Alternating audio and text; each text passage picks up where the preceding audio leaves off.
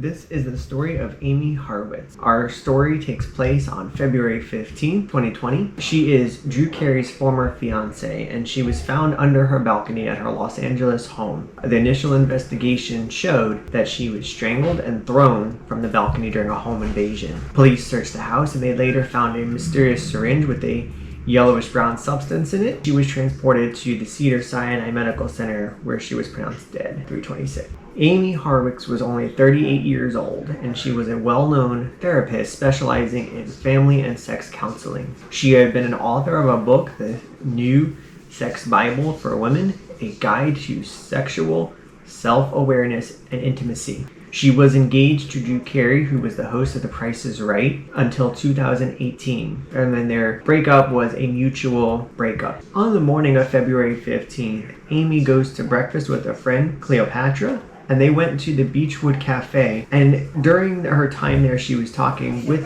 Cleopatra about how happy she was with her life, both professionally and how she was excited to see where her life would continue to take her. Around 7 o'clock that night, she went to the Globe Theater with several friends to see a burlesque show with Miss Tosh. And in pictures of her there, she is seen wearing a rosary bead around her neck, which later proves to be an important piece of the investigation. At 9 o'clock that night, her roommate Michael Harmon awoke to the sound of glass being broken. He initially thought that it was just Amie in the kitchen. Maybe she dropped a plate or a glass. He didn't really think too much of it, and he went back to sleep. At 10 o'clock that night, Amie and her friends went to the Nomad and they had some tea, and they stayed there for several hours. Amie returns home around 1:02 a.m. and at that time her roommate Michael wakes up again. This time he is awakened to the noises of screaming and loud noises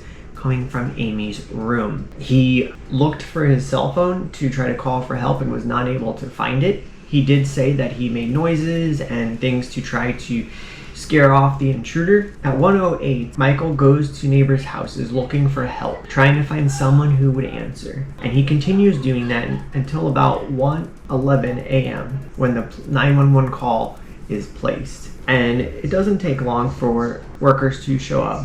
An EMS arrives and Amie is laying on the ground, which is concrete, mind you. She wasn't thrown into the grass or anything like that. She landed on concrete from 3 floors above where the balcony was. She was alive at the time, but she was unconscious. So they did what they could, and they transported her to Cedars-Sinai Medical Center. And unfortunately, around 3:26 in the morning, Amie was pronounced dead.